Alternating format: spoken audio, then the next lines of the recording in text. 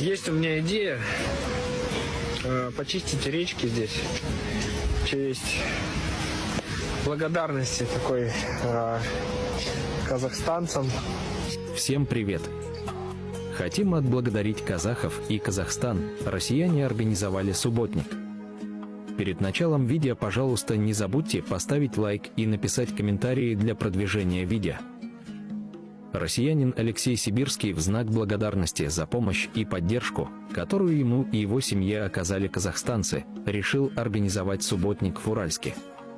Тенгри связался с ним, чтобы узнать подробнее о его инициативе. Перебрался в Казахстан 27-летний Алексей вместе со своей семьей, женой, 3-летним сыном и 10-месячной дочкой. Мы приехали из Санкт-Петербурга, жили там полгода. Ранее также проживали в Таиланде и Китае. По профессии я психолог, родился в Алтайском крае, в городе Бийске. Вырос в Красноярске, говорит Алексей. С недавнего времени Алексей завел блог, где рассказывает об экологических проблемах и инициативах.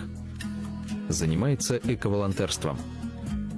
Из-за мобилизации я уехал из России. Я приехал в Казахстан, потому что здесь живет мой друг. Вспомнил, что он из Самары приезжал в Уральск. Я следовал этому же маршруту. Достаточно быстро прошел границу, рассказал Алексей. Алексей также отметил, что после того, как увидел, как казахстанцы добры и отзывчивы, решил отблагодарить их и организовал небольшой субботник. Ребята хотят очистить небольшие речки от скопившегося за лето мусора. В Казахстане много хороших и добрых людей, которые мне помогли. Искренне хочется отблагодарить Казахстан за помощь россиянам и мне лично, моей семье. Решил провести субботник в Уральске. Посмотрел по карте, где есть небольшие речки, обычно там всегда скапливается мусор. Выложил информацию об этом в свой Инстаграм, ВК-чаты.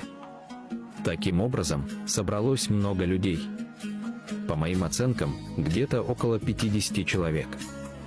Перчатки и мусорные мешки люди брали с собой, говорит Алексей. Стоит отметить, что большой поток прибывающих россиян по-прежнему главный.